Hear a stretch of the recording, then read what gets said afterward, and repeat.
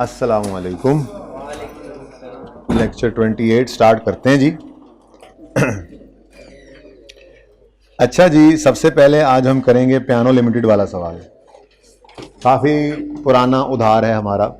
Solution मैंने share कर दिया था आपको अगर याद हो तो, लेकिन फिर भी ये सवाल करवाना मैं मुनासिब समझूंगा।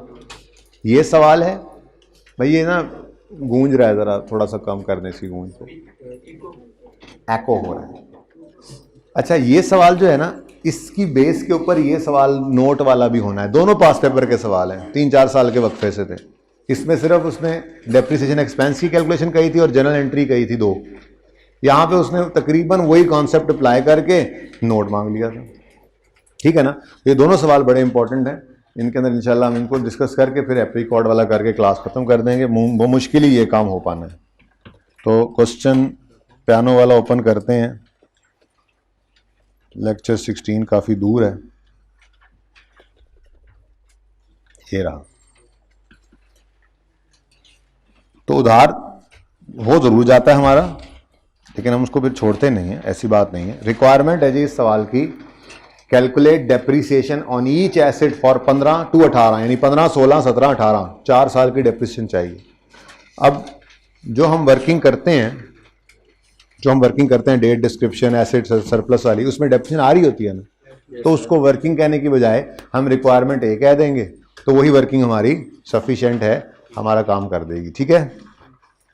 उसके बाद उसने कहा था prepare entries to record revaluation in 18, सिर्फ 18 की, और वो भी सिर्फ रीवैल्यूएशन को रिकॉर्ड करने की एंट्री करो उसने कहा था। साथ ही आप लोगों के लिए उसने ये बात भी कही थी कि entries to record depreciation expense, incremental depreciation, elimination वगैरह भी रिक्वायर्ड नहीं है। यानी कि रिवैल्यूएशन के दिन भी 2 एंट्रीज होती है ना, पहली और भाई मिल जाएगा ना, आ जाएगा तुम्हारे पास, पहली ट्रांसफर की, दूसरी सरप्लस लॉस की रिकॉर्डिंग की। वो कह रहा है ट्रांसफर की एंट्री भी नहीं करनी, एलिमिनेशन वाली एंट्री भी, यानी सिर्फ सरप्लस या लॉस जो आता है ना वो एंट्री करके दिखानी है आपको।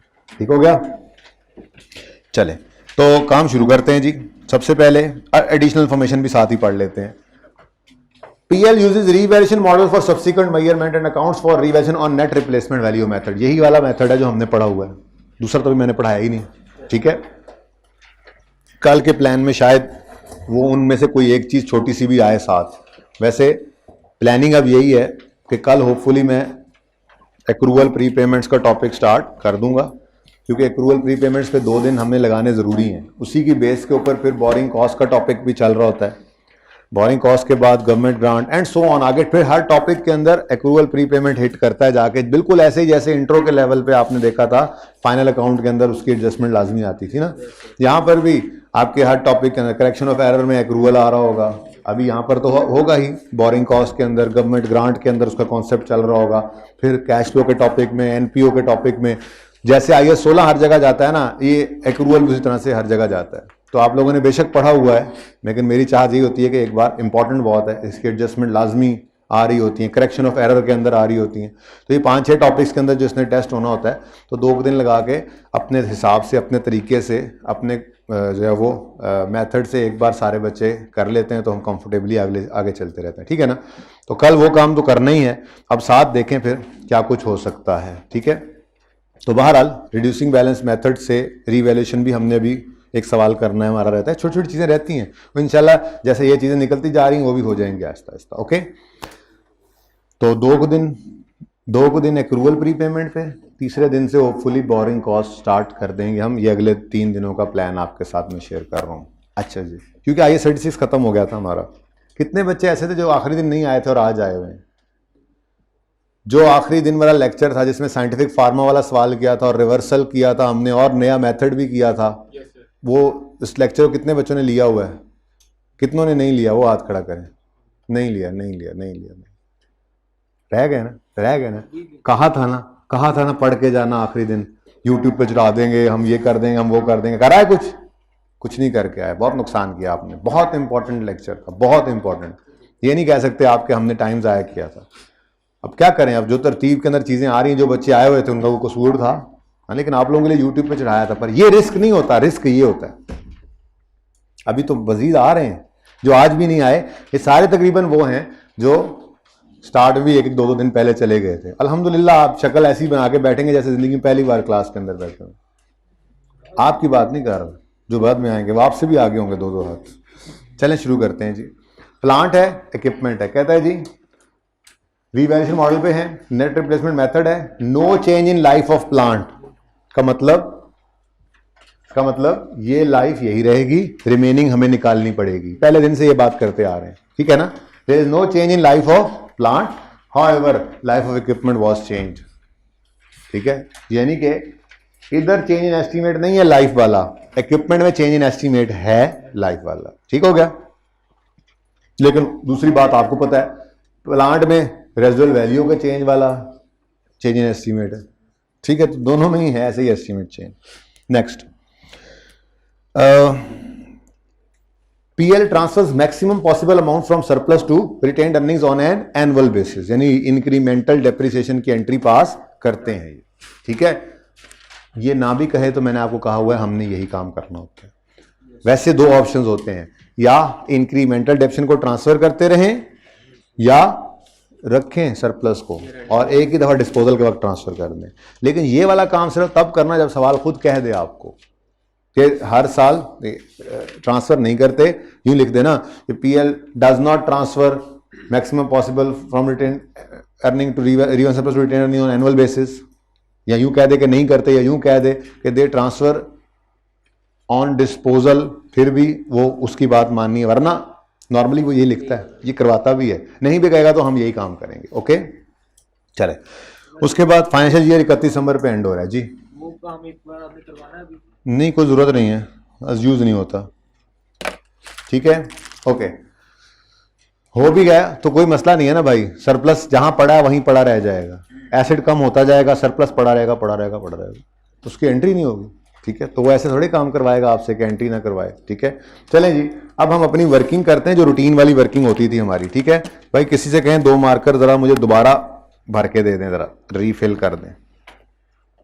चलें वर्किंग करते हैं अपनी तरतीब से, लेकिन उसको वर्किंग नहीं कहेंगे, उसको हम आज रिक्वायरमेंट ए का नाम देते हैं, ठीक हो गया। चलो तो रिक्वायरमेंट ए, डेट, डिस्क्रिप्शन,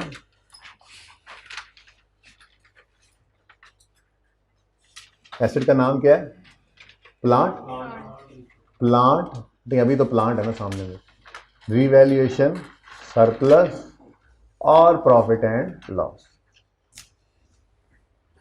ठीक है। आ जाओ भाई, आ जाओ इधर, आ जाओ मैं बताता हूं।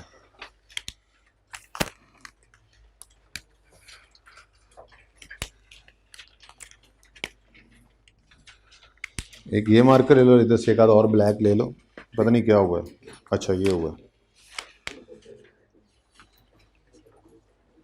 इधर भी कोई ढक्कन चेंज है, इसको चेंज कर लेना ब्लैक के साथ, ये मुझे दे दो, ठीक है। चलो अच्छा जी, माजरत, किस दिन खरीदा हमने इस प्लांट को, किस दिन खरीदा, 1 जनवरी 15 को, ठीक है। उसके बाद रीवैल्यूएशन तो हो रही है 31 दिसंबर 16 पे जाके, यानी 15 में नहीं है, 16 में रीवैल्यूएशन, ठीक है ना। वो भी लास्ट पे, वो साल के एंड पे है, लेकिन चूंकि एस्टीमेट चेंज आ गया तो मुसीबत पड़नी है हमें, वो बाद में देखते हैं। फिलहाल 15 के अंदर तो सुकून है ना, बोलो। तो 1 जनवरी 15 पर एसिड खरीदा, क्या कॉस्ट है जी, 500। बातें नहीं करें प्लीज, मत करें बातें। 31 दिसंबर 15 पर डेप्रीसिएशन, ये लेक्चर 16 के हैंडआउट में है ये सवाल, लेक्चर 16 के हैंडआउट में है ये क्वेश्चन, ठीक है। वैसे ये पास पेपर का नंबर भी लिखा हुआ है किताब के अंदर, ये 11 पास पेपर भी है, होपफुली आज आ जाएगी किताब, कल फिर आप लोगों के पास होगा। 500 डिवाइडेड बाय लाइफ, -60 क्यों करेंगे, क्या रेजुअल वैल्यू तो सिर्फ आउटपुट मेथड में इग्नोर करते हैं ना, नहीं सम ऑफ ईयर में करते हैं, स्ट्रेट लाइन में करते हैं। सिर्फ एक मेथड है रिड्यूसिंग बैलेंस मेथड, अगर रेजुअल वैल्यू गिवन होगी तो व्हाइल कैलकुलेटिंग डेप्रीसिएशन एक्सपेंस उसे हमने इग्नोर करना है, वरना बाकी तीनों मेथड्स में, जिनमें से एक अभी नहीं करवाया हुआ, 2 करवाए हैं, कॉस्ट मॉडल, ये स्ट्रेट लाइन मेथड हो, चाहे सम ऑफ ईयर मेथड हो, चाहे आउटपुट मेथड हो, ये तीनों के अंदर आपने डेप्रिसिएशन एक्सपेंस जब भी निकालना है, अगर उसने रेजिडुअल वैल्यू दी हुई है तो कॉस्ट में से माइनस करेंगे। ओके, तो माइनस 60 डिवाइडेड बाय 10, ये लाइफ गिवन थी, बोले 44, बुक वैल्यू 456 आ गई। 31 दिसंबर 15 की, ठीक हो गया, 15 इज ओवर, कोई एंट्री नहीं चाहिए 15 की। नेक्स्ट 16 में आए, 16 के आखिरी दिन, 16 के आखिरी दिन रीवैल्यूएशन हो रही है, लेकिन मसला एक और आ गया, रेजिडुअल वैल्यू जो एस्टिमेटेड रेजिडुअल वैल्यू स्टार्ट में थी 60 मिलियन, वो इस दिन कह रहे हैं 78 हो गई है, बदल गई। There is a change in, वैसे सवालों में लिखा होता है अक्सर there is no change in life and residual value, इसीलिए लिखा होता है कि चेंज इन एस्टीमेट नहीं है, ठीक है, लेकिन आज चेंज इन एस्टीमेट, भाई वो मार्कर आए हैं, देख लो उसको, तुम उसको देख लो पहले। तो change in estimate, residual value change हो गई है, चेंज इन एस्टीमेट आ गया। हमारा उसूल चेंज इन एस्टीमेट हो तो साल के पहले दिन से इफेक्टिव करते हैं, ठीक है। लाइफ खतरनाक चीज थी कि उसमें अगर 31 दिसंबर पे खड़े होकर लाइफ कहता तो हम उसको साल के पहले दिन भी लेकर जाते थे और साल ऐड भी करना पड़ता था।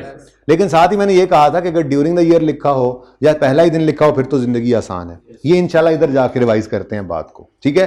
लेकिन यहां पे आपके ध्यान में ये आ सकता है, ये तो 31 दिसंबर से वैल्यू है, अगर इसको हमने इफेक्टिव करना है यकम जनवरी 16 से तो फिर उस दिन की बताएं, एक साल पहले की बताएं। तो वो सवाल ने बताई हुई है, नहीं बताई हुई तो फिर यही यूज करनी है। या तो वो यूं कह देता कि यकम जनवरी 16 की रेजिडुअल वैल्यू इतनी है, लेट से 80 है और इधर 78 है, तो फिर हम कौन सी यूज करते।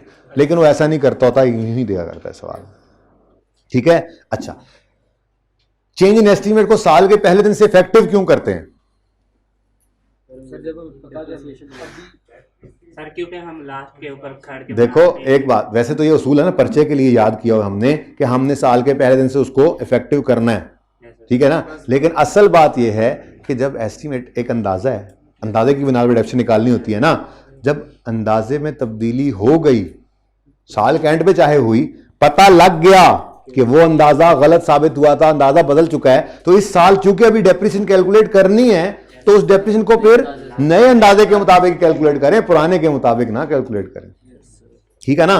तो ये तो असल उसूल, असल कॉन्सेप्ट तो ये है कि जब पता लग ही गया है कि नया एस्टीमेट क्या है तो फिर डेप्रिसिएशन क्यों पुराने वाले गलत एस्टीमेट के हिसाब से निकालें, नए वाली निकालें। लेकिन पर्चे में याद रखने के लिए क्या कहा हुआ है आपको, एस्टीमेट चेंज को साल के पहले दिन पे ले जाया करो, ये इससे बात याद रह जाती है, ठीक है।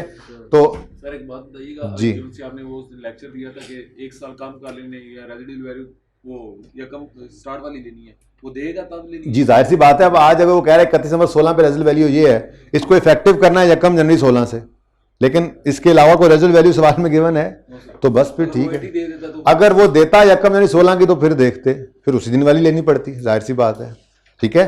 अच्छा, तो रेजिडुअल वैल्यू 78 31 दिसंबर 16 पे दी हुई है, लेकिन हमने इसको क्या करना है, इफेक्टिव करना है यकम जनवरी 16 से। पहले इस नए एस्टीमेट के हिसाब से एसेट को डेप्रिशिएट करेंगे, फिर 31 दिसंबर 16 पे लाके इसको रीवैल्यू करेंगे, ठीक है, सही है। तो इसका मतलब 31 दिसंबर 16 पर जो डेप्रिसिएशन निकलेगी वो डेप्रिसिएशन निकलेगी 456 को लेकर। अब सॉल्यूशन देखे बच्चों ने, पता है क्या कहा होना है, चलो आगे चलते हैं फिर बताता हूं क्या कहा होना है, फिलहाल तो चलो जी। 456 क्या है, book value at the date of change in estimate. आप कहोगे जी ये तो 31 दिसंबर 15 की है, भाई 31 दिसंबर 15 का ही मतलब होता है यकम जनवरी 16। तो यकम जनवरी 16 पर बुक वैल्यू कितनी है, 456। रेजिडुअल वैल्यू बदली है, यही तो मुसीबत पड़ी है, 78। तो फिर इस दिन खड़े होकर रिमेनिंग लाइफ हमें निकालनी पड़ेगी। सवाल ने क्या कहा है, there is no change in remaining life, there is no change in useful life, मतलब 10 ही है। इसका मतलब हर ऐसी चेंज पे रीवैल्यूएशन हो जाए, इंपेयरमेंट हो जाए, एस्टीमेट चेंज हो जाए, हमें रिमेनिंग लाइफ खुद निकालनी पड़ेगी 10 में से माइनस करके जितने साल गुजर गए। ये पहले दिन से बात करते आ रहे हैं, इस लाइन का मतलब पहले दिन से बताता आ रहा हूं आपको। There is no change in useful life of plant का मतलब क्या है, जो 10 साल थे वो 10 साल ही हैं। अब अगर कोई एस्टीमेट चेंज आ जाए कोई इम्पेयरमेंट आ जाए, रिवर्सल ऑफ इम्पेयरमेंट आ जाए, रिवैल्यूएशन आ जाए, इन सब मौकों पर ये होने के बाद आपने रिमेनिंग लाइफ खुद निकालनी है, 10 में से माइनस करके जो लाइफ पास होगी, अगर ये लाइन लिखी हो। ऐसे ही करते आ रहे हैं शुरू से। चलो, तो 10 साल लाइफ थी, 10 साल, ठीक है। 1 साल गुजर गया तो रिमेनिंग 31 दिसंबर 15 तक 1 साल गुजर गया ना, 16 तक, तो रिमेनिंग कितनी है? 9 डिवाइडेड बाय 9, ठीक है जी, 42। Book value 414। यार बातें मत करें ना प्लीज। अब ये एसेट 31 दिसंबर 16 पे पहुंच चुका है, अब इसको हम रीवैल्यू कर सकते हैं। अब वो कह रहे हैं 31 दिसंबर 16 पर फेयर वैल्यू कितनी है? 526। यही रीवैल्यूड अमाउंट लिखेंगे एक लाइन छोड़कर, 31 दिसंबर 16, एक लाइन खाली छोड़कर हम लिख लेंगे रीवैल्यूड अमाउंट। अच्छा, आपने ना यहाँ पे डेप नहीं लिखना, पूरा लिखना है पर्चे के अंदर, डेप्रीसिएशन एक्सपेंस पूरा लिखना है, क्योंकि रिक्वायरमेंट है। डेप्रीसिएशन एक्सपेंस लिखोगे ना तभी पता लगेगा उसको डेप क्या है, वो कहेगा पता नहीं क्या है। वैसे तो उसे पता होता है, लेकिन आपने एब्रीविएशन यूज नहीं करना। ओके, पता हो सकता है वो डेप्रिसिएशन से लिख सकते हैं, एक्सपेंस डेप्रीसिएशन लिख लो, काफी है, डेप्रीसिएशन इज इनफ। हाँ जी बेटा, यही मैं अर्ज कर रहा हूं कि 31 दिसंबर 16 की डेप्रीसिएशन निकलनी थी, वैसे तो यही फॉर्मूला लगना था। चुप कर जाओ, यही फॉर्मूला लगना था। स्ट्रेट लाइन की तो खुसूसियत यही होती है, लेकिन मसला ये हुआ कि 16 के साल में एक एस्टीमेट चेंज आया, जिसकी वजह से हम उसको साल के पहले दिन ले आए, यानी 16 वाले साल की डेप्रीसिएशन नए एस्टीमेट के हिसाब से निकलनी है। अब नए एस्टीमेट की वजह से, एस्टीमेट चेंज होने की वजह से हमने बुक वैल्यू पकड़नी है at the date of change in estimate, और उसको उस दिन खड़े होकर रिमेनिंग लाइफ निकाल कर उस पर डिवाइड करना है। तो इस वजह से ये काम हुआ। कैसे पता चला है? ये रेजिडुअल वैल्यू गिवन थी डेट ऑफ एक्विजिशन पे 60 मिलियन, 31 दिसंबर 16 पे रेजिडुअल वैल्यू कितनी हो गई है? 78 मिलियन। तो ये चेंज ही तो है, ठीक है। तो चेंज इन एस्टीमेट आया, मैं काफी देर से ये लगा हुआ था इसके ऊपर। खैर 31 दिसंबर 16 पर वो कह रहा है रेजिडुअल वैल्यू बदली है, लेकिन हम इसको उठा के ले आएंगे 1 जनवरी 16 पे, यानी 16 की डेप्रीसिएशन भी चेंज नए एस्टीमेट के हिसाब से निकालनी है। तो जब नए एस्टीमेट के हिसाब से निकालनी है तो फिर ये बुक वैल्यू लेनी पड़ी, वो वाला फॉर्मूला नहीं चल सका आगे, ठीक है। चले आगे, ओके। अच्छा जी, तो रीवैल्यूड अमाउंट कितनी है जी? 526। 112 का रीवैल्यूएशन सरप्लस आ गया।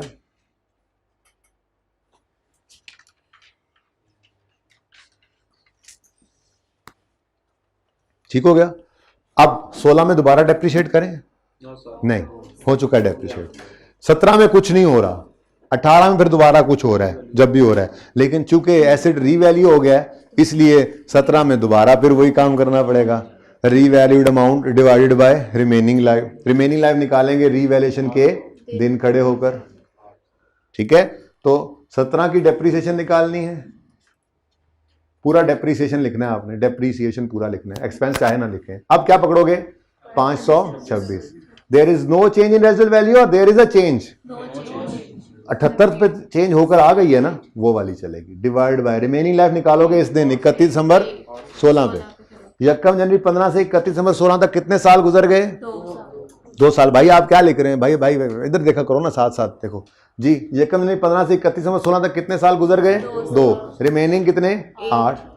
हशर हो गया, साथ ही क्या हो गया? ये बात ज़बानी कलामी नहीं, ये बात आखिरी क्लास में हमने कर ली थी, ठीक है, कि रेजिडुअल वैल्यू किसकी होती है? सिर्फ रेजिडुअल वैल्यू किसकी होती है? एसेट की, ठीक है। ये सरप्लस की कोई रेजिडुअल वैल्यू नहीं है, ये भी हमने आखिरी क्लास में देखा था। आखिरी क्लास में ना हमने साल के दरमियान में एसेट को इंपेयर कर दिया, ओए होए हादसा हुआ था, ओए होए जुल्म कर दिया था, ठीक है। आप लोगों ने जुल्म किया था अपने साथ जाकर जी, और जो नहीं आए उन्होंने आकर, क्योंकि ये लेक्चर उन्होंने नहीं लेना, आज सफर कर रहे होंगे, थके होंगे, रात को सुबह आएंगे फिर मुंह उठा के बैठे होंगे। 56 क्या समझाऊं आपको, किस मुसीबत में आप पढ़ रहे हैं अगर इस तरह से कर रहे हैं तो जी। 470 और 98। अच्छा जी, ये बुक वैल्यू आ गई 31 दिसंबर 17 पे, ठीक है। अब हम मेरे दोस्त दाखिल हुए 18 के साल में, रीवैल्यूएशन तो साल के एंड पे है, रीवैल्यूएशन ऑन 31 दिसंबर 18 है, लेकिन अगली मुसीबत फिर खड़ी है सामने। अब ये चेंज एस्टीमेट 31 दिसंबर 18 पर लिख भी दे, हमने किस दिन लेके आना है, यकम जनवरी 18 पे। तो इसका मतलब ये वाली बुक वैल्यू यकम 18 की है ना, ये बुक वैल्यू, और इस दिन खड़े होकर रिमेनिंग लाइफ निकालेंगे और 18 की डेप्शन उस हिसाब से निकालेंगे। ठीक है, तो 31 दिसंबर 18 के साल की डेप्रीसिएशन चेंज एस्टीमेट के दिन 470 बुक वैल्यू, और ये एस्टीमेट बदल गया है, नया estimate revised resale value 64 minus 64 divide by remaining life, इस दिन खड़े होकर निकालें, यकम यानी 15 से 31, 15, 16, 17, 3 साल गुजर गए, 10 में 3 के तो बाकी 7, नशर तो 7 ही होता है, आपको पता है जी। 58 और 14 412 412 और 84। ओके,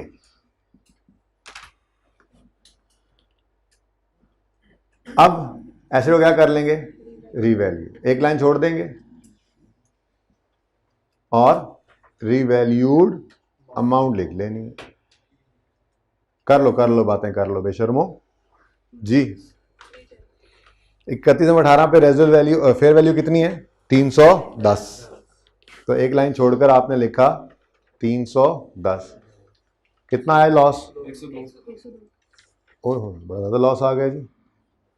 इतना लॉस आया कि सारे सरप्लस को खा के फारिग कर दिया, 18 और 18 का लॉस चला गया प्रॉफिट एंड लॉस में।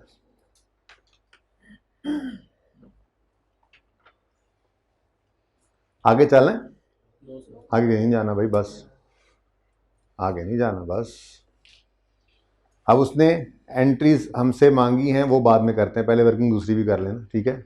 उसने हमसे सिर्फ रीवैल्यूएशन लॉस ये वाली एंट्री मांगी है 18 वाली, इसके अलावा कोई एंट्री नहीं मांगी है, ठीक है। और डेप्रीसिएशन मांगी थी इन 4 साल्स की, तो चारों की आ गई। चारों साल्स वर्किंग नहीं कहा इसको, हमने रिक्वायरमेंट कह दिया ना, पूरा डेप्रीसिएशन लिखा होगा तो ये वर्किंग करते करते रिक्वायरमेंट पूरी हो जाएगी। तो चारों साल्स की डेप्रीसिएशन आ चुकी हुई है, ठीक है। अच्छा, अब मैं ये कहना चाह रहा था कि जिन बच्चों ने कॉन्सेप्ट अप्लाई करना है वो तो इस तरह से हर दफ़ा जब भी ये सवाल करेंगे हर बार उनका कॉन्सेप्ट रिवाइज होगा। वो क्या है कि जिस दिन एस्टीमेट चेंज आ रहा है, पहली बात एस्टीमेट चेंज को साल के पहले दिन पे लाना है, फिर जिस दिन एस्टीमेट चेंज आ रहा है उस दिन की बुक वैल्यू को उस दिन खड़े होकर रिमेनिंग लाइफ पे डिवाइड करना है, फिर रीवैल्यूएशन के बाद रीवैल्यूड अमाउंट को पकड़ना है और रीवैल्यूड अमाउंट को डिवाइड करना है रिमेनिंग लाइफ पे, रिमेनिंग लाइफ निकालनी है रीवैल्यूएशन के दिन खड़े होकर। अब ये कॉन्सेप्ट है। और एक क्या है, रटा। रटा क्या है, सवाल याद कर लो। सवाल क्या है, पियानो वाला सवाल, पियानो वाला सवाल। अच्छा, पियानो वाला सवाल, हाँ, उसमें ना हर साल बुक वैल्यू को रिमेनिंग लाइफ पे डिवाइड करना। ये ऐसे ही हो रहा है, पहले साल 500 डिवाइड हुआ 10 पे, अगले साल 456/9, अगले साल 414 बटा, किधर गया, ये तो वही चल गया, ठीक है। कहाँ गया ये 526/8, फिर अगले साल 470/7, यही तो हो रहा है। हर साल जो रिसेंट फिगर होती है उसको रिमेनिंग लाइफ पे डिवाइड कर रहे हैं। अब याद कर लो जी, जब भी पियानो वाला सवाल करने बैठेंगे मसला ही कोई नहीं, जो लेटेस्ट अमाउंट होगी डिवाइड बाय रिमेनिंग लाइफ, कहानी खत्म। सवाल याद, हर बार 5 मिनट में सवाल फारिग। ये सिर्फ थोड़ा सा आपको बता रहा हूं तरीका, ठीक है ना। एक ये है कि आपने सवाल याद कर लिया, हो सकता है ना ऐसे याद। पियानो वाला सवाल क्या निशानी रखी हुई है, जो वैल्यू है उसको रिमेनिंग लाइफ पे डिवाइड करते जाओ, ठीक है, करते जा रहे हैं। ये बहुत नुकसान की बात है। सवाल हर दफा हो जाएगा 10 मिनट में, लेकिन पर्चे के लिए कोई फायदा नहीं है, फिर आप सवाल ही याद कर रहे हैं। जिस बच्चे ने कॉन्सेप्ट अप्लाई किया, जैसे हमने अभी किया हर स्टेप के ऊपर, चेंज इन एस्टीमेट है, साल के पहले दिन ले आओ, एस्टीमेट चेंज के दिन की बुक वैल्यू को उस दिन खड़े होकर रिमेनिंग लाइफ पे डिवाइड करो। रीवैल्यूएशन हो गई है तो आप ऑनवर्ड्स डेप्रिसिएशन रीवैल्यूड अमाउंट की करेंगे और रिमेनिंग लाइफ पे डेप्रिसिएट करेंगे, और रिमेनिंग लाइफ वो जो रीवैल्यूएशन के दिन की है। अब ये 10 बार सवाल करोगे ना आप आई के पर्चे में जाने से पहले, यही एक सवाल 10 बार करोगे तो 10 बार ये कॉन्सेप्ट आपका रिवाइज होगा। अभी मैं आपके साथ वो सुकी वाला सवाल करता हूं, पास पेपर 17, जिसको मैंने टिंकू का नाम देकर पास टेस्ट में दे दिया था, ठीक है। वो सवाल के अंदर सेम यही कॉन्सेप्ट अप्लाई होने। अब जिसने कॉन्सेप्ट अप्लाई करके ये सवाल किया होता और नोट का सवाल बनाया हुआ था, उसके लिए 18 नंबर मुफ्त के नंबर थे उस अटेम्प्ट में जिसमें वो सवाल आया था, ठीक है। तो कोशिश किया करें, सवाल चाहे 4 बार वही कर, जब भी रिवीजन करें सवाल वही करें जो हमने क्लास में किए थे या होमवर्क में किए थे, जो जो मैंने कहे हुए हैं वो सवाल किए हुए ही दोबारा किए जाते हैं। लेकिन हर बार सवाल करते हुए आपने कॉन्सेप्ट रिवाइज, उसूल रिवाइज करना है, बस फिर आप फायदे में, फिर आपको नुकसान नहीं है। उन्हीं उसूलों से, उन्हीं कॉन्सेप्ट से मिलकर नया सवाल बनना है, मार नहीं पड़ेगी इंशाल्लाह, ठीक है जी। सर ये remaining life change in estimate के दिन खड़े होकर निकालनी है जी बिल्कुल, जो साल का पहला दिन जी चेक करें। 1 जनवरी 16 पर 1 साल गुजर गया, रिमेनिंग 9, ठीक है। फिर ये रिवैल्यूएशन के दिन खड़े होकर रिमेनिंग लाइफ निकाली, 2 साल गुजर गए 8। फिर ये कहाँ गया चेंज इन एस्टीमेट, मैं यहाँ पर जरा ये 1 जनवरी 18 पर रिमेनिंग लाइफ निकालनी है, तो 31 दिसंबर 16 से 31 दिसंबर 17 यानी 1 जनवरी 18 1 साल गुजर गया, तो रिमेनिंग उस दिन निकाल रहे हैं। मैं स्टार भी लगा रहा हूँ, ये स्टार्स के ऊपर रिमेनिंग लाइफ निकली है हमारी, पॉइंट्स देख लो आप। ओके, घर पे सवाल किया था, ये कर लेना था ना जी। सवाल है, बोलो ना सर अगर जैसे रिवैल्यूएशन साल के शुरू पर हो रही हो तो फिर वो देख लेते हैं। अभी अगला सवाल वैसा ही है, सवाल साल के शुरू में भी तो जिंदगी आसान है, फिर क्या मसला है। फिर रीवैल्यूएशन करो उस दिन, रीवैल्यूएशन तो वो उस दिन हो गया ना खुद ब खुद, उस दिन पर रीवैल्यूएशन हो रही है तो पहले रीवैल्यू करो, डेप्सिट तो साल के एंड पे करना है, नए एस्टीमेट से कर लेंगे। अभी देखते हैं वो पास पेपर वाला सवाल जो टेस्ट में था, टेस्ट 3 में, उसमें यही था, उसके अंदर साल के पहले दिन रीवैल्यूएशन है, तो देख लेते हैं, ठीक है जी। चलें, ओके, ए पार्ट चल रहा है और अब हम करेंगे इक्विपमेंट के लिए यही वर्किंग। डेट, डेस्क्रिप्टियन,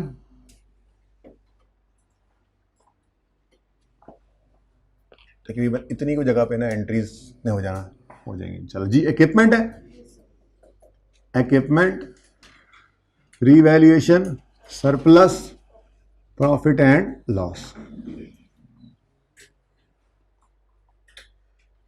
जी, किस दिन खरीदा? ओ 1 जुलाई 15, 1 जुलाई 15 पर कॉस्ट बता दें 360, ये रंडा 31 दिसंबर, तो 31 दिसंबर 15 पर डेप्रीसिएशन करनी थी 360, माइनस क्या करें, हाँ तो -0 लिखकर टाइम ज़ाया नहीं करेंगे, रेजल्ट वैल्यू कोई नहीं है, 0 है ना, 0 है तो फिर 0 लिखने की जरूरत नहीं है। लाइफ कितनी है जी, तो डिवाइड बाय 12, लेकिन हाँ ये पूरे साल की डेप्रिसिएशन निकलेगी, ये एसेट इस साल पूरा साल इस्तेमाल नहीं हुआ, इंटू 6/12 जी 15। सर यहाँ पर वो वाली बात नहीं अप्लाई होगी कि जो साल को डेप्रिसिएशन है बेशक आधे साल के पूरा साल इफेक्टिव डेट यकम को लेनी जरूरी नहीं भाई, एसिड खरीदा किस दिन है, है। वो ठीक है, यकम जुलाई चेंज इन एस्टीमेट। भाई एक बात याद रख लो, ये साल के पहले दिन पे सिर्फ चेंज इन एस्टीमेट को लेके जाना है, जिस दिन रीवैल्यूएशन हो उसको उठा के साल के, अब नहीं लाया हम साल के शुरू में, इसको भी ले जाते साल के शुरू में, ले जाते इसको भी 1 जनवरी 16 पे नहीं।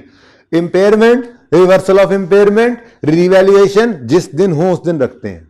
हमने आखिरी दिन आप थे जब हमने साइंटिफिक फार्मा वाला सवाल किया था ईद से पहले, तो साल के दरमियान में डैमेज हुआ था तो इम्पेयरमेंट को साल के दरमियान में लेकर गए थे। वो अलग बात है कि वो बुक वैल्यू नहीं गिवन थी तो वहां से उठाकर ले आए थे ईयर एंड पर। तो कहने का मकसद ये है कि इम्पेयरमेंट जिस दिन है, रीवैल्यूएशन जिस दिन है उसी दिन रखते हैं, उसको उठा के कहीं नहीं लेके जाते, ठीक है ना, क्योंकि ये अंदाजे नहीं होते। इंपेयरमेंट टेस्ट तब लगाते हैं जब कोई इंडिकेशन आए, तो जिस दिन इंडिकेशन आई है इंपेयरमेंट उसी दिन होनी है, उसको साल के शुरू में लेकर नहीं जाना। बात समझ रहे हो?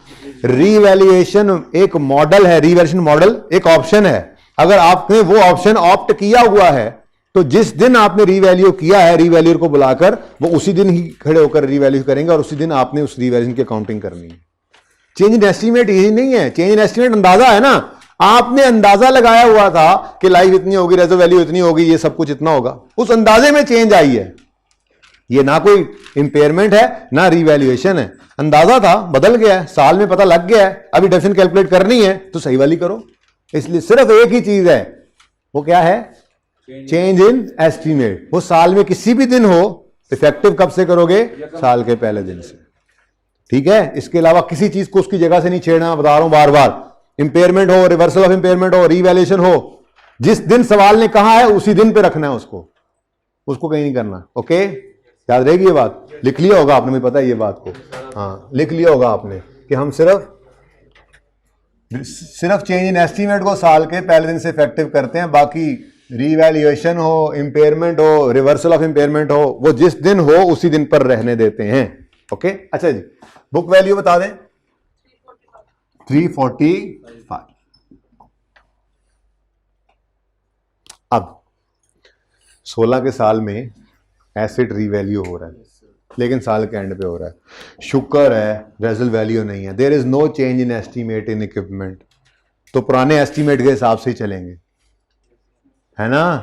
नहीं, ये देखो change in estimate, change in useful life of plant में there is no change in useful life of plant, लेकिन remaining life of equipment was estimated at 15 साल एंड 10 साल इन 2016 एंड 18, यानी कि 16 के अंदर लाइफ क्या बताई है? 15 साल। रिमेनिंग लाइफ कितनी है? 15। हालांकि 12 साल इसकी लाइफ थी, अगर 6 महीने गुजर गए हैं तो रिमेनिंग लाइफ कितनी बनती थी? 11.5, लेकिन वो कह रहा है कितनी है? 15।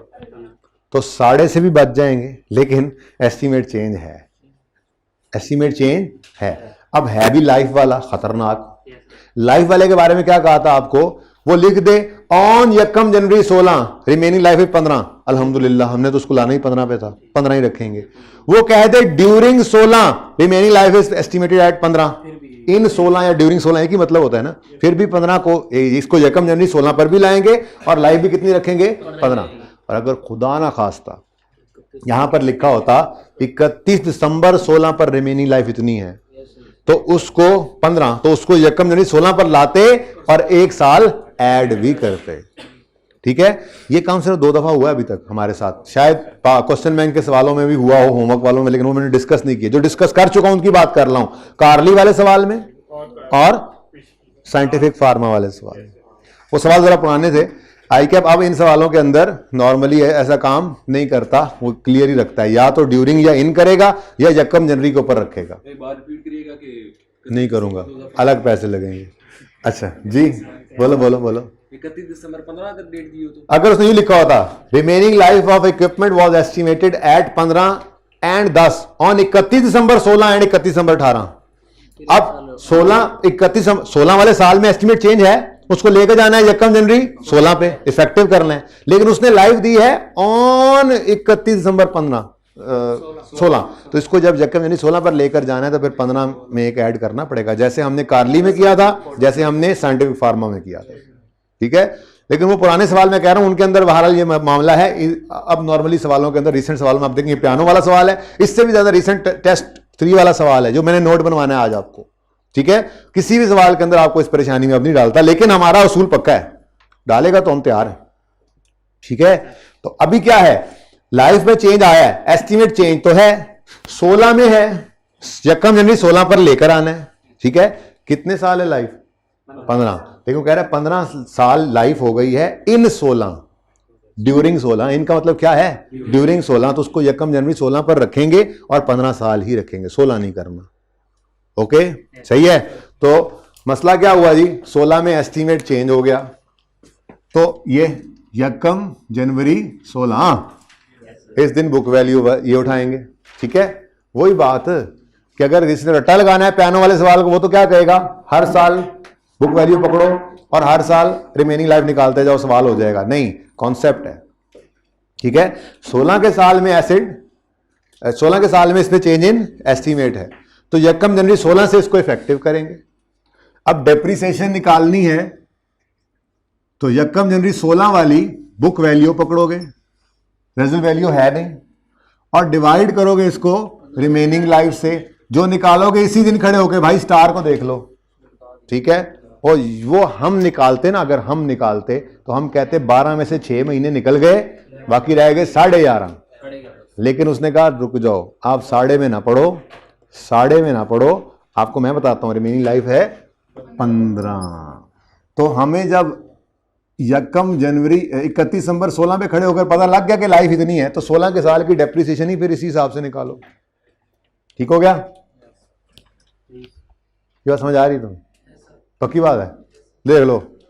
ओके सर जब एस्टिमेट चेंज होगा हाँ, तो पिछले वाले साल जितने गुजर गए होंगे उसकी यूजफुल लाइफ से वो फिर माइनस नहीं एस्टिमेट चेंज हुआ है, आप यहाँ पे कह रहे हो ना 11.5 निकालें, कितने साल? 6 महीने गुजरे हैं ना, 6 महीने गुजरे हैं तो 15 में से फिर माइनस नहीं नहीं, 6 महीने 15 में से माइनस नहीं करेंगे। वो 12, वो कहता लाइफ नहीं बदली तो हम 12 में से 6 महीने माइनस करके यहाँ 11.5 लिखते, लेकिन उसने रिमेनिंग लाइफ खुद दे दी थी। अब वो सवाल याद करो, रिविजन के पहले दूसरे लेक्चर की बात है, जब मैंने आपको एक सवाल होमवर्क में दिया था छोटा सा, जिसमें लाइफ खुद दे दी थी, और मैंने एक उसूल लिखवाया था, अगर सवाल में रिमेनिंग लाइफ खुद बता दे तो हम कैलकुलेट नहीं करते, तो हम क्यों करें कैलकुलेट? गिवन है ना। और वहां पर भी सवाल के अंदर ड्यूरिंग ईयर लिखा था कि लाइफ इतनी है, तो इसलिए हमने वही उठाकर लिख ली थी साल के पहले दिन पे। ओके, बहरहाल जी बोलो। 23 कहते हो तो वो सवाल भी दिखा सकता हूं मैं, कहते हो तो। अच्छा जी 323 लो जी, एसिड तैयार है। 322 अच्छा 322 अब एसिड तैयार है जी रीवैल्यू होने के लिए। क्या रहा है, अब कर दें रीवैल्यू मुझे? तो हमने कहा कोई मसला नहीं, अभी कर देते हैं रीवैल्यू। 200 200 200 तो 31 दिसंबर 16 पर एक लाइन खाली छोड़ी और लिख लिया आपने रीवैल्यूड अमाउंट को 200 तो 42 का। ओ माय गॉड, पहली बार ही लॉस आ गया, इधर तो कुछ नहीं गया, फिर सारे का सारा प्रॉफिट एंड लॉस में चला गया। ऐसा ही है।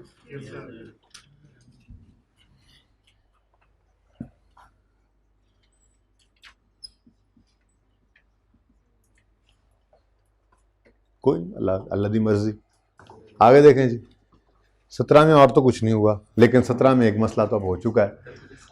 पिछले साल के एंड पे रीवैल्यू हुआ है ना, तो अब रीवैल्यूड अमाउंट पकड़नी है और रिमेनिंग लाइफ। ठीक है, अब इस दिन खड़े होकर रिमेनिंग लाइफ निकालनी है। पहले तो रीवैल्यूड अमाउंट पकड़ ली हमने 200 तो सी डिवाइड करना है, नहीं 12 से ना गिने, तो फिर फायदा क्या हुआ पिछले साल एस्टीमेट चेंज किया कि उसको 15 पे ले जाने का।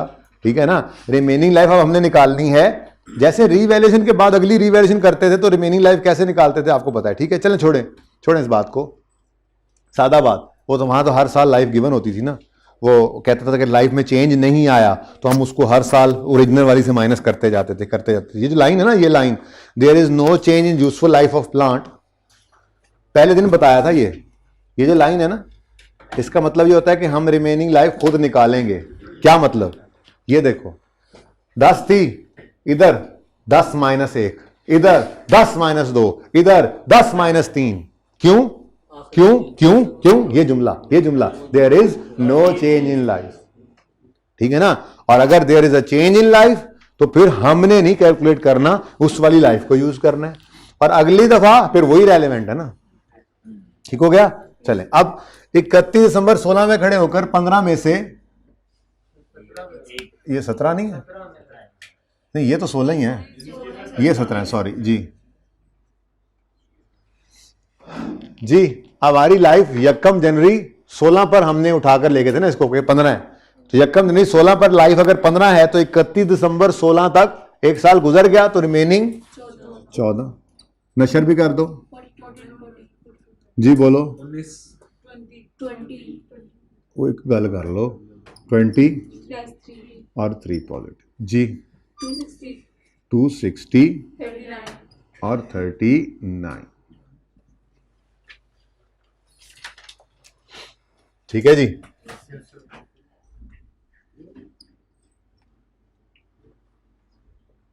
ओके, नेक्स्ट ये जी बुक वैल्यू है 31 दिसंबर 17 की। कोई नहीं रीवैल्यू वगैरह होना, 17 में रीवैल्यू नहीं होना, ऐसे ही है। सही है भाईजान, छुट्टियों के बाद आए ना और घर पे भी ना पड़े तो ऐसा होता है। हाँ ऐसा होता है, फिर दिमाग फंस रहा होता है, ठीक है ना, गरारियां अड़ रही होती हैं। 18 में साल के एंड पे रीवैल्यूएशन है, कोई रेजर्व वैल्यू नहीं बदली, लेकिन ये मुसीबत तो है ना, 18 में कह रहा है लाइफ बदल गई है तो साल के पहले दिन पे इफेक्टिव करना है, तो फिर रिमेनिंग लाइफ, फिर वही सारी मुसीबत, ठीक है। तो ये 1 जनवरी 18 की बुक वैल्यू है ना, तो 31 दिसंबर 18 पर खड़े होकर जब डेप्रिसिएशन निकालनी है तो इस दिन की बुक वैल्यू उठाएंगे और इस दिन खड़े होकर रिमेनिंग लाइफ, सवाल ने दे दिया, खुद नहीं निकालनी। कितनी दे दिया जी उसने? 10 इन 2018, ठीक है, तो 10 ही रखना है क्योंकि इन 2018 बोला है उसने, डिवाइड बाय 10 जी, और 39 डिवाइडेड बाय 10 जी, 26 और 4 234 और 35।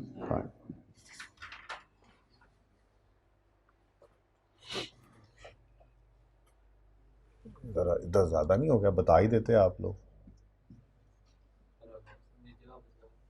जगह तो मैं बचा ही रहा हूं, लेकिन उधर सरप्लस की जगह ही नहीं बची। इतनी जगह बचा ली कि सरप्लस की बची नहीं।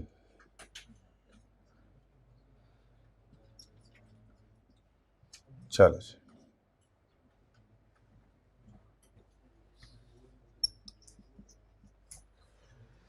ले जी अब एसेट तैयार है रीवैल्यूएशन के लिए और रीवैल्यूएशन अमाउंट है 275।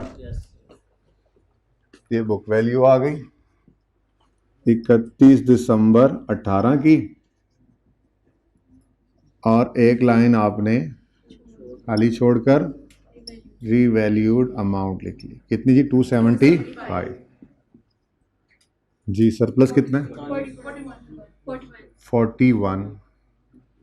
अब 41 के सरप्लस ने पहले 35 के लॉस को रिवर्स किया। अब तो पता लगे ना रिवर्सल ऑफ लॉस, इसलिए ये वर्किंग करते हैं कि इससे ऊपर जाए तो फिर गलती हो जाती है, इसलिए वर्किंग कंटिन्यू करते हैं जी। 6 का आ गया रीवैल्यूएशन सरप्लस।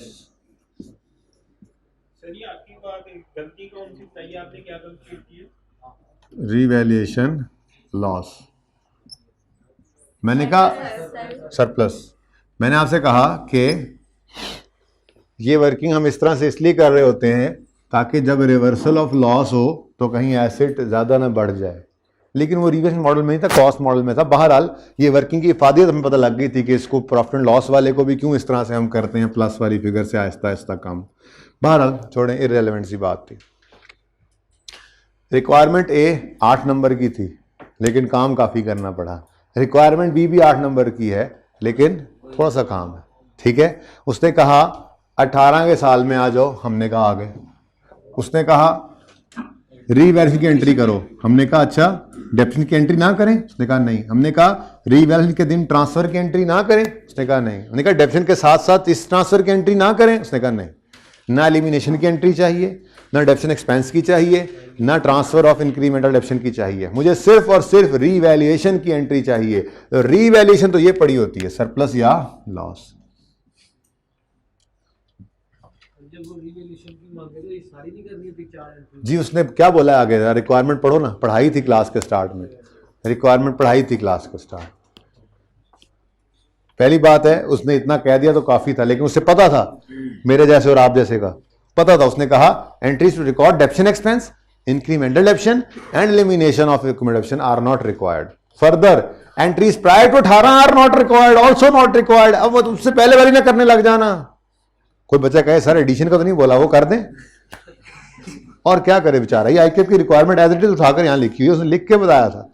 और फिर भी बच्चों ने अक्सर नहीं पढ़ा होगा, उन्हें लिखा होगा प्रिपेयर एंट्रीज टू रिकॉर्ड, बस प्रिपेयर एंट्रीज, प्रिपेयर शुरू वर्किंग, सारी एंट्रीज कर रहे पागलों की तरह। नुकसान होता है इसमें, ठीक है। चलें जी, 2 एंट्रीज हैं जी। पहली ये, चलो ये कर लेते हैं जी। किस दिन? 31 दिसंबर 18 पर ये एंट्री हो रही है। इक्विपमेंट बढ़ा यानी डेबिट, इक्विपमेंट हो गया डेबिट। कितने से जी? 41 से। रीवैल्यूएशन सरप्लस क्रेडिट 6 से, ये बैलेंसिंग फिगर थी। क्यों? 41 का सरप्लस आया था, उसने पहले लॉस को रिवर्स किया, जो बचा वो इधर आया। ठीक है, प्रॉफिट एंड लॉस में 35। ठीक हो गया जी। दूसरी एंट्री उसने जो मांगी है वो ये पड़ी है, लेकिन इसको जरा इधर ले आए, थोड़ा सा जगह नहीं थी ना। वैसे तो रिक्वायरमेंट आपने यूं बी अलग सफ़े पे लिखी होनी है। ठीक है, रिक्वायरमेंट बी है बेटा, बी है, जनरल एंट्रीज कर रहा हूं। अब इधर देखो, प्लांट 102 से कम हुआ, क्रेडिट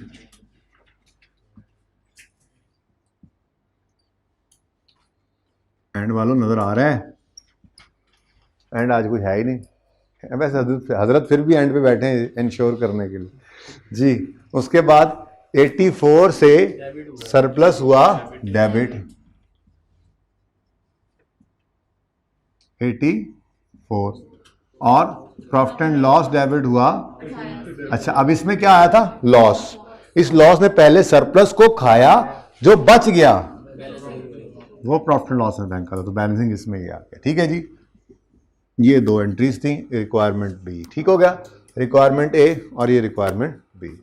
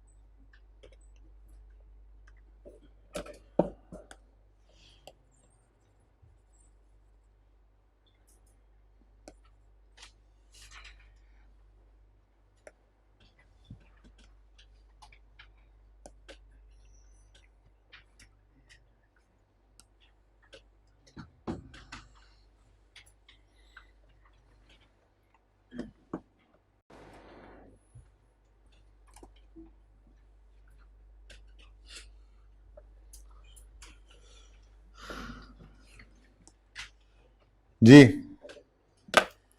टेस्ट है आप लोगों के पास, टेस्ट 3। इसका ये क्वेश्चन नंबर 1 है, ये दरअसल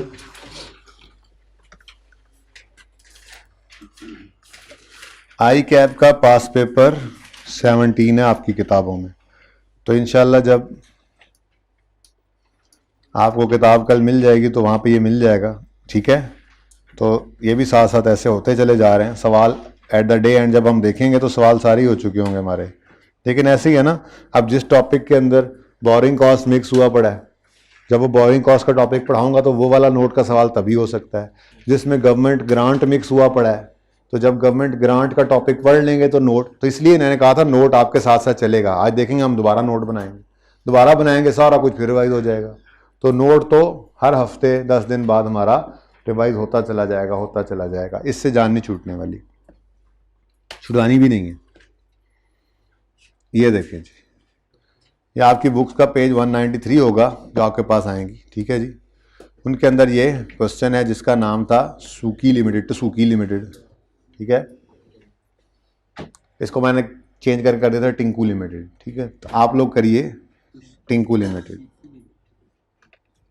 यार ये भी बंद हो गया।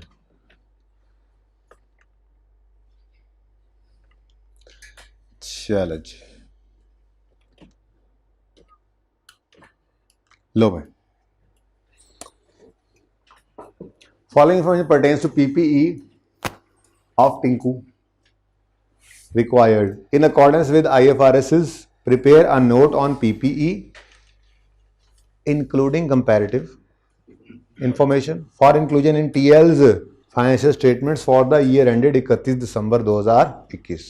21 का नोट बनाना है, कंपैरेटिव का मतलब 20 भी बनाना है। साथ उसने कह दिया column of total is not required. ठीक है, अब पीपीई का हमने नोट बनाना है।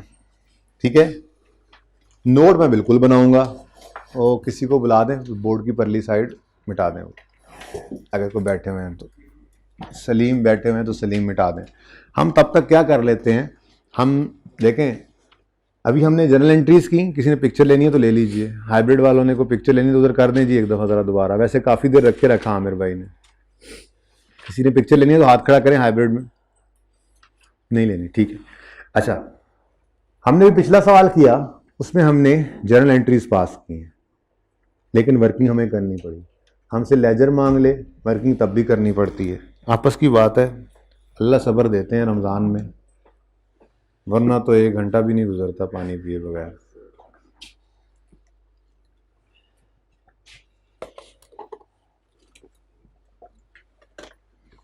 ऑफिशियली रमज़ान ख़त्म किया हमने, अभी 6 रोज़े और भी रखने होंगे आप लोगों ने।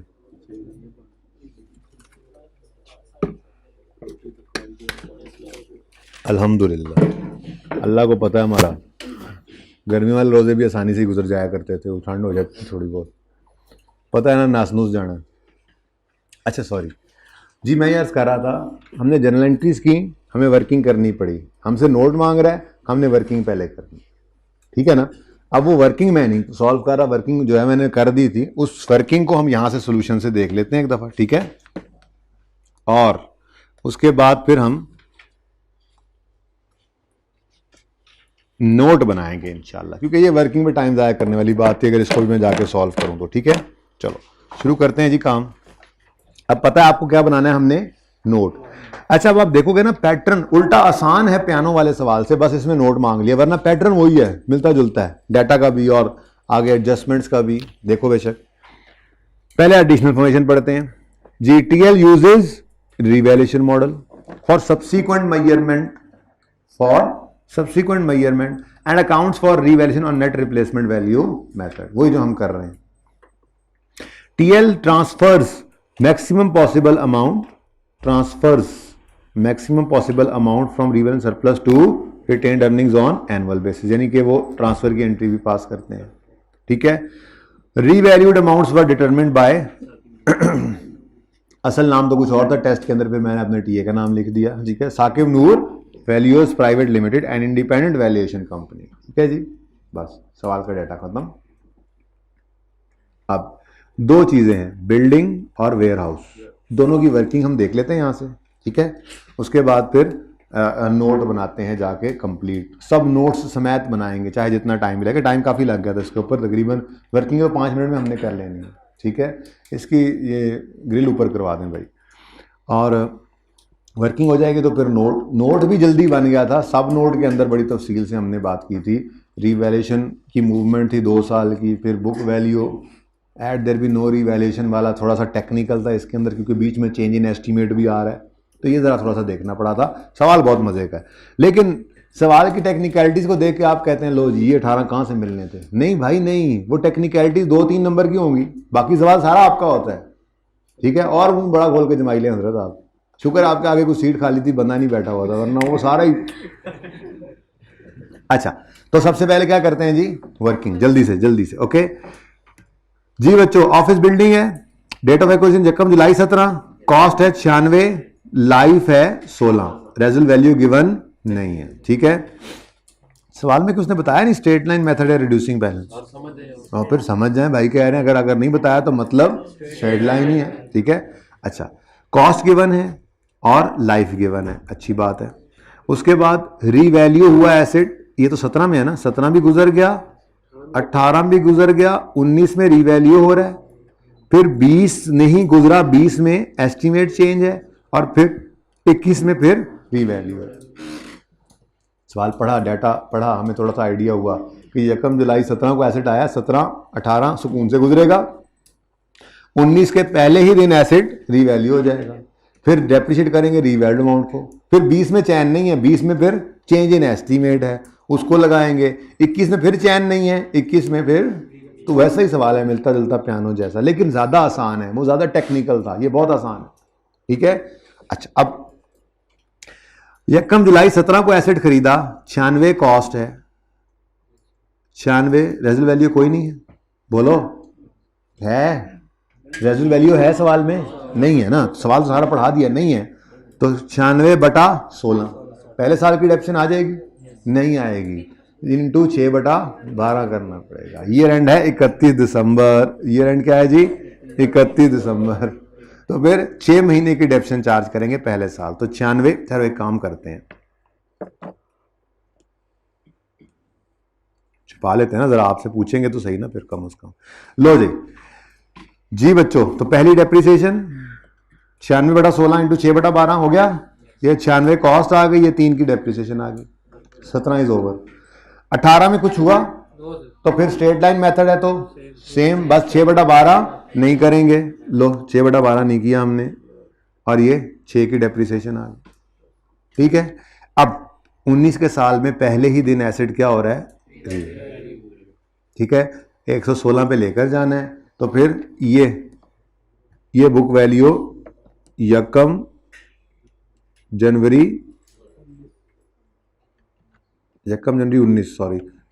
19 की ये बुक वैल्यू है, ठीक है ना। तो इस दिन खड़े होकर इसको क्या करना है हमने, रीवैल्यू। अब रीवैल्यू करना है तो एक लाइन छोड़कर रीवैल्यूड अमाउंट लिखेंगे, वो कितनी है जी 116। तो 29 का क्या आ गया हमें रीवैल्यूएशन पर सरप्लस भी आगे चला गया, डन हो गया, सही है। अब आगे बढ़ते हैं, अब 21 में रीवैल्यूएशन होनी है और 20 में चेंज इन एस्टीमेट है। 19 में तो बस जो होना था हो गया ना, अब 19 की डिडक्शन निकालनी है तो 116 को लेंगे, बोलो 116 रीवैल्यूड अमाउंट लेंगे ना, और रिमेनिंग लाइफ निकालेंगे यकम जनवरी 19 पे खड़े होकर। अब बताओ, यकम जनवरी 17 से 31, यकम जुलाई 17 से 31 दिसंबर 17 तक 6 महीने गुजरे थे, और 31 दिसंबर 18 तक 1 साल, यानी 1 साल और 6 महीने गुजर गए। ओरिजिनल लाइफ कितनी थी 16 में से अगर सवाल खामोश है तो there is no change in remaining life ना। अब तो आगे उसने बता दिया 20 में जाके चेंज आ रहा है, तो 16 में से 1.5 गए तो बाकी 14.5, तो डिवाइडेड बाय, तो 116 डिवाइडेड बाय 14.5 और 29 डिवाइडेड बाय 14.5, डन हो गया। ये 8 आ गया और ये 2 आ गया, तो मसला। अच्छा, डिवाइड बाय 14.5 का मतलब ये तो नहीं है कि 6 महीने की डेप्रिसिएशन है। एक छोटी सी एग्जांपल आखिरी दिन वो भी हमने की थी, है ना। हमने एक एसेट अज्यूम किया था 250 रुपए का, उसकी लाइफ हमने 2.5 साल अज्यूम की थी, फिर उसकी डेप्शन निकाली थी, ठीक है। तो 2.5 साल से डिवाइड करने का मतलब ईयरली डेप्रिसिएशन आती है। आगे आपने देखना है उस साल में कितना इस्तेमाल हुआ है, ठीक है ना। जब आपने ईयर्स से डिवाइड किया है तो वो ईयर्स जो हैं वो पर ईयर डेप्शन ही निकाल कर देंगे। ये फॉर्मूला, अगर आप कॉस्ट को डिवाइड करें लाइफ से, अब वो लाइफ अगर 2.25 साल है, 2.25 से डिवाइड करेंगे तो क्या आंसर में 3 महीने की डेप्शन आएगी? क्या 2.25 साल अगर लाइफ है, डिवाइड बाय 2.75 करेंगे तो क्या 9 महीने की डेप्शन आएगी? नहीं भाई, ईयर से डिवाइड करने पर ईयर्स में एनुअल डेप्रिसिएशन ही आती है। तो 14.5 से डिवाइड किया है तो कोई 6 महीने की डेप्शन नहीं निकल आई, पूरे साल की ही है। रिलैक्स होकर चलें आगे, ओके। अब जी 19 गुजर गया, बोलो 20 आया, और 20 में क्या है, 20 में क्या है? अच्छा, अब ये रिवाइज्ड यूजफुल लाइफ लिखा हुआ है, इससे क्या मतलब आपको लग रहा है? रिवाइज्ड यूजफुल लाइफ का मतलब क्या है? इसका मतलब रिमेनिंग लाइफ है। एस्टीमेट चेंज तो है, मतलब क्या है? जुमले को देखें ना, जुमले को देखो, कह रहा है एस्टिमेटेड लाइफ कितनी है 16, और यहां पे कह रहा है 20 के अंदर रिवाइज्ड लाइफ कितनी है, तो ये रिमेनिंग लाइफ बता रहे हैं। रिवाइज मतलब यही लाइफ है, वो ये कह रहा है कि ये वाली लाइफ अब यूज होनी, तो रिमेनिंग लाइफ ही होगी ना फिर, ठीक है। ये जैसे उसने लिखा हुआ है रिवाइज यूजफुल लाइफ ऑन यकम जनवरी 20, क्या मतलब है इस जुमले का? मतलब क्या है? यकम जनवरी 20 को ये लाइफ रिवाइज होकर आ गए, तो यही है ना फिर लाइफ, यही रिमेनिंग लाइफ है। हमने तो नहीं निकालनी, फिर खुद दे दिया उसने सवाल के अंदर, तो फिर हम तो नहीं निकालेंगे ना, ठीक है। तो रिवाइज यूजफुल लाइफ यानी रिमेनिंग लाइफ कितनी है 9। अब इसको उसने बता ही किस दिन दिया? यकम जनवरी 20। ड्यूरिंग 20 कहता तब भी हम यकम जनवरी 20 पे ले जाते।